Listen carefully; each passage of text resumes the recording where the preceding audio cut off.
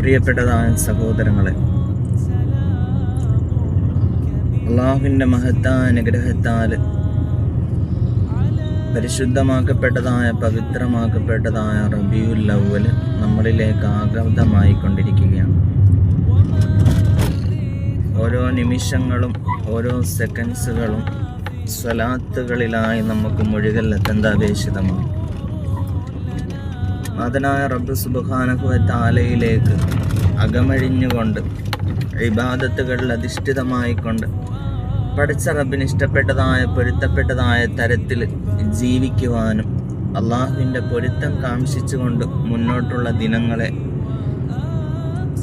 മഹത്വപ്പെടുത്തിക്കൊണ്ട് നമ്മുടെ ഓരോരോ നിമിഷങ്ങളും മാറ്റിയെടുക്കൽ ഒരു വിശ്വാസിയെ സംബന്ധിച്ചിടത്തോളം അത്യന്താപേക്ഷിതമാണ്.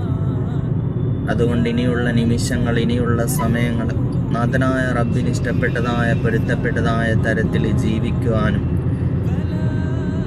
നല്ല സമയത്തും നല്ല നിമിഷത്തും നല്ലവരുടെ ചാരത്തിരുന്നുകൊണ്ട് മരണം വരിക്കുവാൻ വേണ്ടിയൊക്കെ നമ്മൾ സ്വശരീരത്തിന് വേണ്ടി പ്രത്യേകം ദുആയിരക്കുകയും വേണം. അള്ളാഹു തൗഫീഖ് നൽകി അനുഗ്രഹിക്കുമാറാവട്ടെ. വെറുമൊരു പേരിന് മുസ്ലിമിനെ പോലെ ജീവിച്ച അവസാനം കാഫിരിനെ പോലെ മരിക്കേണ്ടതായ ഒരവസ്ഥക്ക് വേണ്ടിയല്ല നമ്മൾ ഈ ദുനിയാവിൽ ഇബാദത്തെടുക്കുന്നത്. യഥാർത്ഥ മുഅ്മിനാത്ത് എങ്ങനെയാണോ ഈ ലോകത്തു നിന്നും മരണപ്പെട്ടത് അതുപോലെ മരിക്കാനാണ് നമ്മളേവരും ആഗ്രഹിക്കുന്നത്. അത്തരത്തിലുള്ള മരണം നമുക്ക് ലഭിക്കണമെങ്കിൽ അതിൻ്റേതായ തലത്തിലുള്ള ജീവിതവും നമ്മൾ നയിക്കൽ അത്യന്താപേക്ഷിതമാണ്. അതുകൊണ്ട് ദുനിയാവ് ഒരു യാത്രക്കാരനെ പോലെയാണ്. എപ്പോൾ വേണമെങ്കിലും തിരിച്ച് നമുക്ക് മടങ്ങേണ്ടവരാണ്.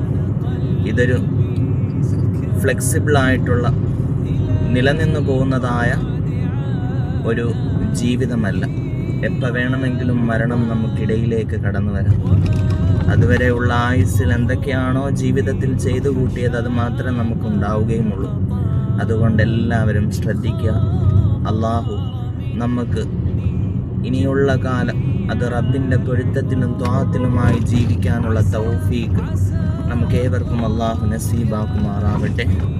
ആമീൻ യാ റബ്ബൽ ആലമീൻ.